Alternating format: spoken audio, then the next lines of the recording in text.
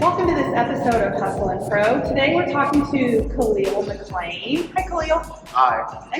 Thanks for having me here at Rumble today. It's an absolute honor to have you, man. Well, I know that you are a coach at Rumble Boxing, which is where we are. We can talk about that. And owner of Fit Camp 101. Yes, ma'am. Okay, I want to hear about both of those things. Start off with, where we are. We're in a boxing fitness studio. Why boxing? Do you have a background in boxing? What's your sports story? As far as a boxing background, it initially started for me wrestling in high school. I wrestled, I played football, and then I was also a thrower for my track and field team. Always came up from an extremely competitive family, so just not playing a sport was just not an option.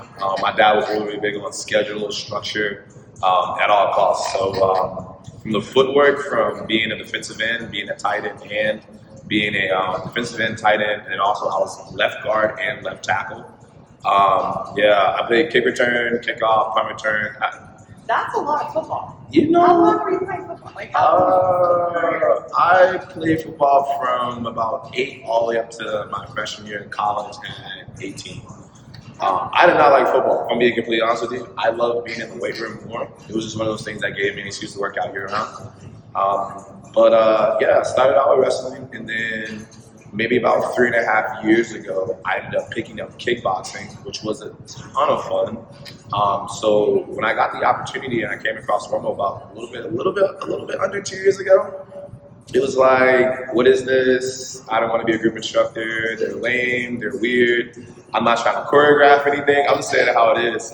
I know I have the personality, but I'm very, I'm a coach. So I love to be able to pinpoint form. I love to be able to make corrections. I also love to have that sense of personability. So it's kind of funny coming to Rumble. All those things almost, came alive in me even more. It gave me the sense of what community really was. All these individual sports, outside of football, all these individual sports, they always tell you that, the work that you put in is only going to affect your performance, and it only affects, your outcome.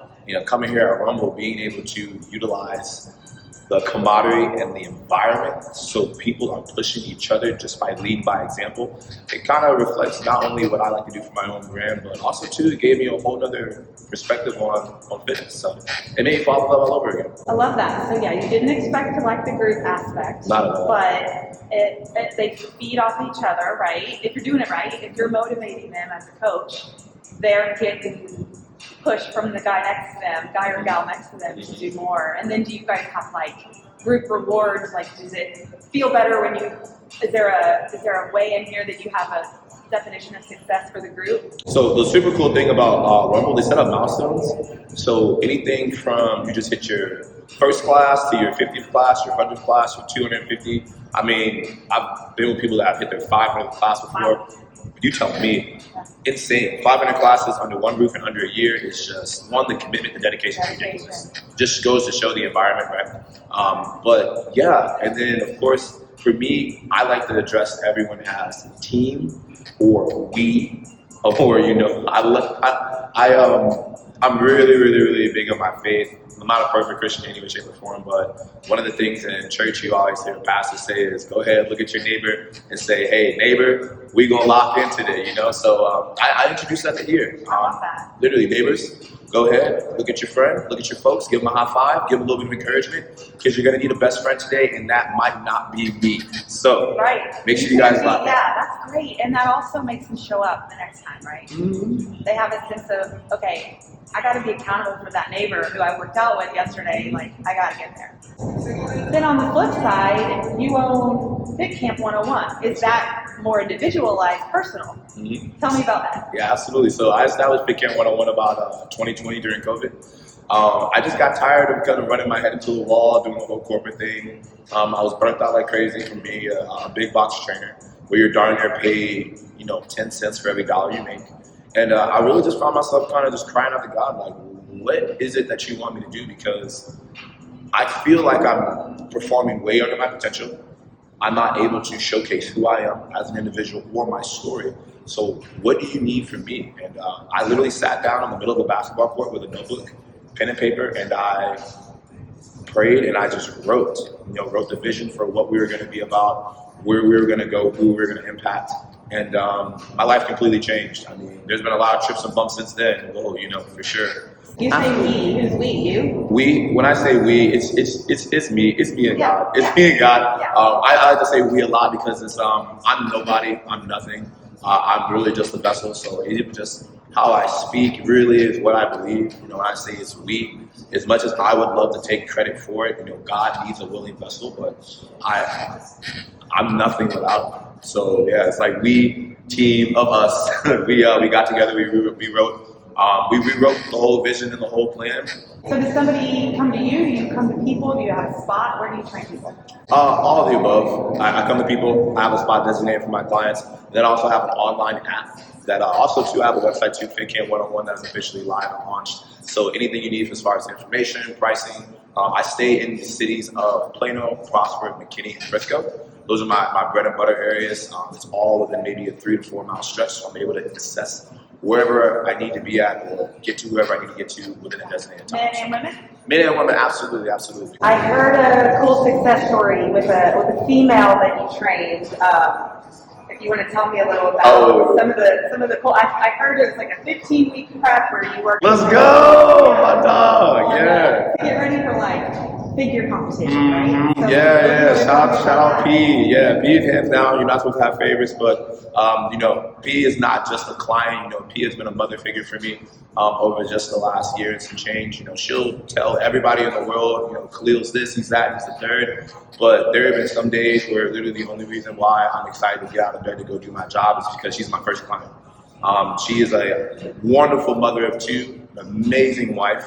Her husband's absolutely amazing. Shout out Ali, he's super duper awesome.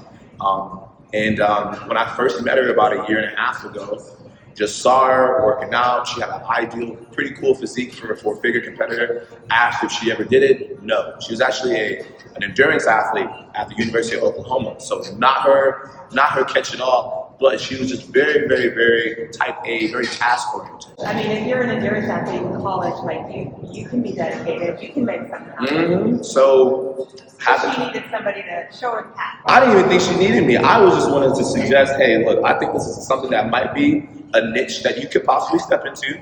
And you know, initially she was apprehensive. She was like, you know, hey, never thought about it, but we'll see. She shot me a message about 8 months later. We did a 16-week prep, completely natural. And by the end of her three-show season, we were able to not only turn her pro, but also get her a 3rd place win in her pro debut. So yeah, we're actually getting ready to start the season off pretty soon. So shout out to Pete for busting your tail. I'm so proud of you, girl. And I have it written down. You help her with nutrition, recovery, you did blood work, monthly body scans.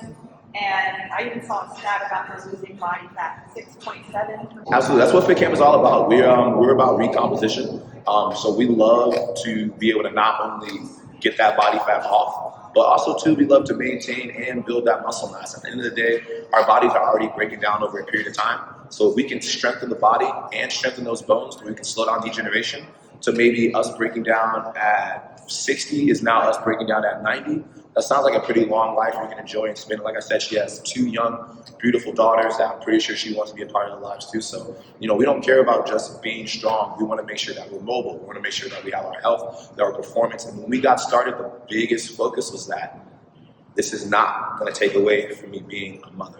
Yeah. So for her to be able to accomplish so much and just be under leadership and receive it so well, that's why she is who she is. That's a great success story. Love that one. Because yeah, real life doesn't stop when you want to get fit. It's like you have to keep doing your life and make the fitness part of your lifestyle fit in. And that's hard for most. I think that's probably the biggest challenge for most people. There's no magic of, I mean, food and movement can be pretty basic when you write it out, right? It's the how do you get all that done when you are a busy XYZ worker, mom, spouse, all that. So you know, having the schedule that I have, where I'm up at 4 o'clock in the morning and I'm not in bed till 10:30, I'm a single 28 individual. So people will look at me all day and say, "You have that time." The odds started to change when I started to get the demographic of individuals, of moms or dads that have multiple children. We give our time to everyone else. Everyone else. We all have the same amount of time, right? Mm-hmm. Ooh, come on, talk it. Yeah. But yeah, So shifting in from P, is that what you call her? Mhm. Your female success story.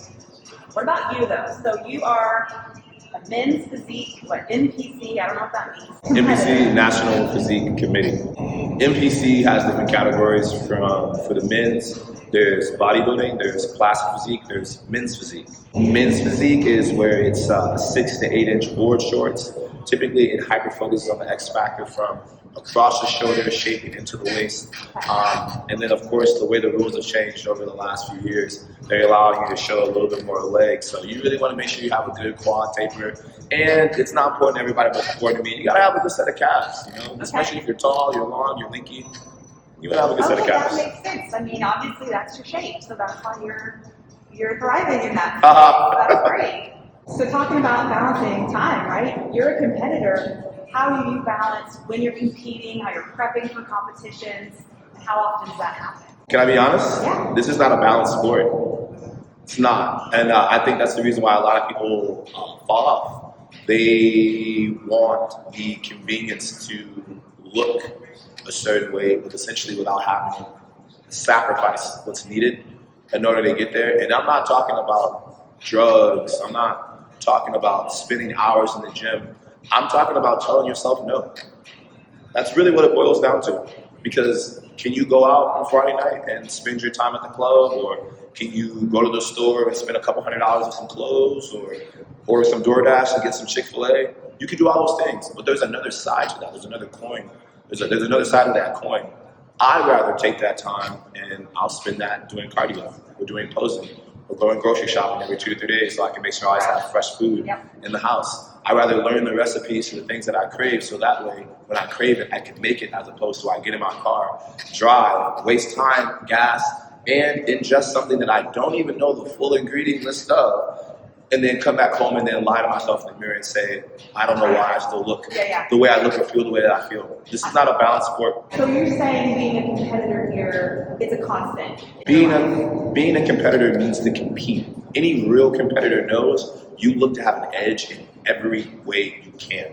So if I can outsleep you, if I can out-hydrate you, if I can get to the lab and make sure that my blood work, you might get your vitals done every 3 months. That's cool. I'm getting my vitals done every 4 weeks. You might make a change in your training program because you plateau for 2 months. I don't let it get past 2 months because I'm already written out for the next 6 months. The second something doesn't correct or doesn't adapt the way I need it to, I'm checking it at that 3 to 4 week mark. I mean, some people just don't want to take it that serious. I will want to win. So I'll sacrifice vacation time. I'll sacrifice time with friends. I'll see my folks when I need to see my folks. But at the end of the day, this is something where I want to be the best. So if I've already put in 15 years and I'm just starting to scrape the surface, where prayerfully in the next 3.5 weeks, you know, I'll have IFBB Pro in front of my name. That's just the start. There are individuals that are right now top of the sport that have been 25 years in, 30 plus years in. So this isn't have a time where you can just turn it on and off. You're either on or you're off. What's this competition and this means going pro or getting like the So qualifications pro? this first one is going to be our warm-up show. Our warm-up show is going to be the Field Youth Super Show. We're going to win. I'm very excited to have us on camera because it's going to be nice to be able to come back and say, I said so. Not because of arrogance, but because of preparation and just the favor and grace of God. If I don't win, then there's always a better, higher plan for me. But there is something in my soul, how this prep has gone, how my sponsors have come into my life, my team, my employees, my clients. Everything is aligning and shaping up. All I have to do is just do the work and then show up. You're ready, yeah. Okay, so you mentioned sponsors and like all this stuff aligning, and I mean, obviously you're dialed in. So hormone optimization, IV hydration, fat burning treatment, skin recovery, like this is not your average fitness guy. Like this is like next level stuff. This is professional. So, I mean, I do everything from red light therapy to make sure my skin is good, it's hydrated, it's shining, it's glowing. For my IV treatments, I'm always making sure that I'm getting my, and also too, huge, big shout out to Tulia MD. Love you guys, seriously, amazing family. Dr. Harris, Amy, you guys have been nothing but blessings to me. They found me, and I tell you, they put so much support and so much resources behind me just to make sure that I'm able to continuously do what I love. So I'm very grateful that they found me when they did. But yeah, IB support, just making sure that my hydration levels are always good, my amino acids, like everything I can possibly have, they give it. I mean, my IM shots, making sure my blood levels are good, making sure my IM shots? IM is intramuscular shots. Never heard of that one. Yeah, intramuscular. So let's say there is That an is amazing, so detailed. so amazing. There's actually there's a compound called NAD, and some individuals they're able to do it through IM, which is normally a lower dose. To be able to do it with Tulia and have it be directly in my IV, where it's going straight to my bloodstream. Not only does it help out with mental clarity, alertness, also brain capacity. So a lot of bodybuilders experience this fatigue when they're pulling out carbs or pulling out water and they're training their body at this high-end level. To not experience that because I have everything that I need, it's the thing that's going to put me over the edge. So the competitors right now are getting their depletion point and they're forgetting stuff and they're foggy and their muscles aren't getting full. I don't feel like that. I'm getting stronger as I complete. That's really cool. So I'm gonna ask you, like, what are you most proud of? Okay, I know you're about to do this competition. This is like a game changer as far as like your status. Whether you win that or not, I know you are, right? But today, as of today, what are you most proud of for yourself? I'm just grateful for the community that I've built. Growing up, I was always told that you're supposed to hide your scars and hide your flaws and your imperfection.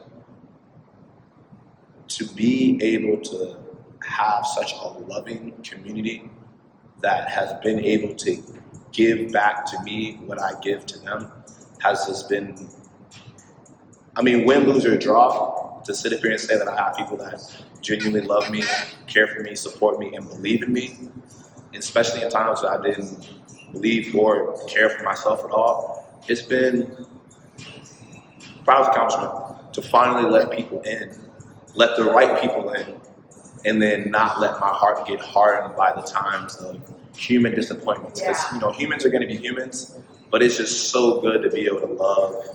I didn't really have that a lot growing up, for sure. Outside of my grandmother, but to be able to just receive that love, but also give that love back, and just to see it, like see the tangible hands and feet of what that effort looks like. So yeah, big proud. Yeah. Well, then that I would ask you the flip side of what's the hardest thing.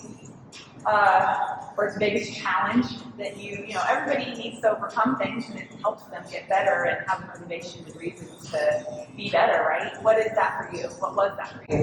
What is that for me is just continuously getting over myself. I have a lot of great men in my life that, married with kids, exactly where I want to be at. And my pops, Edgar, he has this phrase, regardless of how successful we become and what God allows you to have, we have not arrived. Very, very, very much so, I have to always get out of my own way. We have not accomplished anything. We have not done anything. And the second you start to buy into the hype is the second the walls start to collapse and close in on you. So Kobe Bryant had a phrase, don't rest when you're tired, rest when you're done. And I'm nowhere near being done, so there's no point to rest.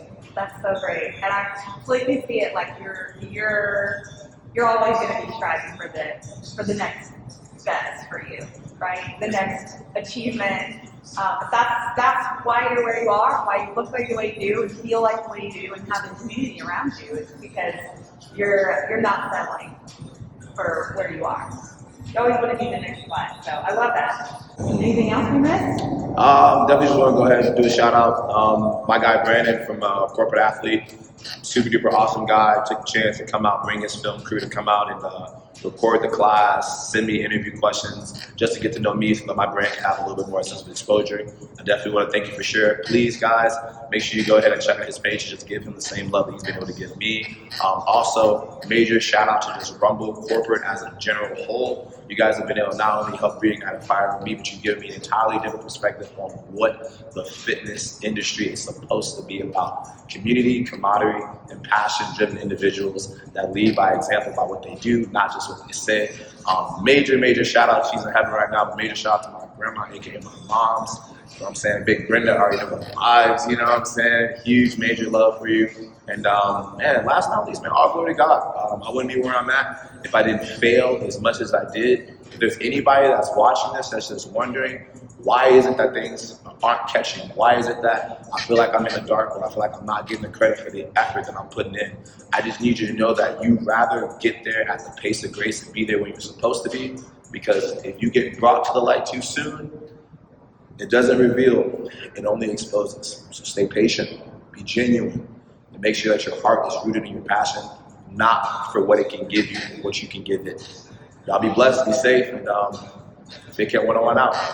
You're good. That's great. Man, that makes me want to go out and do something great right now. Pace of Grace. Never heard of that. Oh, Love it. man. That's gonna stick in my head. Please. So, all right, Kahlyl McClain, thank you for your time. Thank Good you. luck. Thank you. I appreciate you. Thanks for joining us for this episode of Hustle and Pro. Subscribe on YouTube and check us out on Instagram, and we'll see you next episode.